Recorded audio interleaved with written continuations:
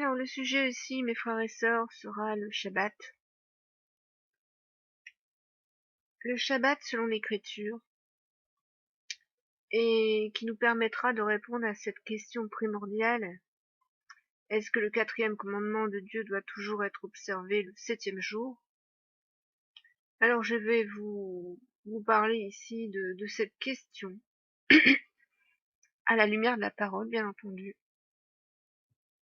et selon ce que le Seigneur m'a enseigné à travers sa parole, notamment en ce qui concerne la promesse que nous annonce l'apôtre Paul quand il nous parle du repos. Donc en Hébreux 4, il y a donc un repos de Shabbat réservé au peuple de Dieu. Car celui qui entre dans le repos de Dieu se repose de ses œuvres, comme Dieu s'est reposé des siennes. Il y a effectivement un repos de Shabbat réservé au peuple de Dieu. Lorsque nous rentrons en Christ, nous rentrons dans le repos. Et ce repos, Jésus nous l'explique en Matthieu 11.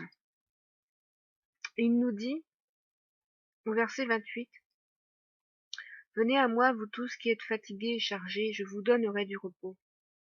Prenez mon joug sur vous et recevez mes instructions, car je suis doux et humble de cœur, et vous trouverez du repos pour vos âmes, car mon joug est doux et mon fardeau léger. » Le repos que nous donne Yeshua, et dont parle Paul, est le repos de nos âmes. Mais il faut bien comprendre que dans la parole, il y a un repos pour l'âme et il y a aussi un repos pour le corps. Comme il y a une nourriture pour le corps, il y a une nourriture pour notre âme. Et comme il y a un repos pour notre corps, il y a un repos pour notre âme. Lorsque nous rentrons en Christ, nous rentrons dans le repos de notre âme. Mais le 4e commandement ne parle pas de ce repos-là. Le 4e commandement nous parle du repos physique. Shabbat veut dire se reposer. Cesser toute activité, cesser le travail. Vous comprendrez bien ici que dans le 4e commandement, lorsque Dieu dit que nous devons travailler pendant 6 jours et le 7e jour nous reposer, il n'est pas question ici du repos de l'âme, mais du repos du corps, du repos physique. Le 7e jour est lié à la création terrestre. C'est pourquoi ce 4e commandement est relatif au repos du terrestre. C'est pourquoi Dieu dit en Isaïe 66 que les hommes viendront toujours se prosterner devant lui à chaque Shabbat et à chaque nouvelle lune, lorsqu'il créera la nouvelle terre. Car si une nouvelle terre sera créée, il y aura encore un repos pour cette terre, et pour ceux qui habiteront cette nouvelle terre. Quant au repos de l'âme, au repos spirituel, il est celui de notre Maître et Seigneur Yeshua, qui est le Maître du Shabbat. Car ce repos spirituel est en Yeshua.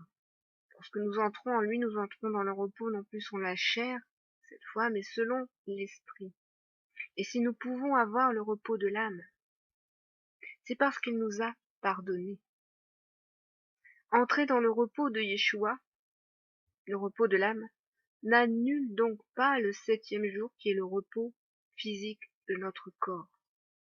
N'oubliez pas que notre Seigneur Yeshua a dit pour le jour de son retour, le jour de son avènement, priez pour que votre fuite n'arrive pas en hiver ou un jour de Shabbat. Et je précise qu'il nous dit cela en ce qui concerne ce qui est annoncé en Zacharie 14 pour le temps de son avènement. Yeshua n'aurait pas dit une telle parole en Matthieu 24 si ce jour n'était plus observé.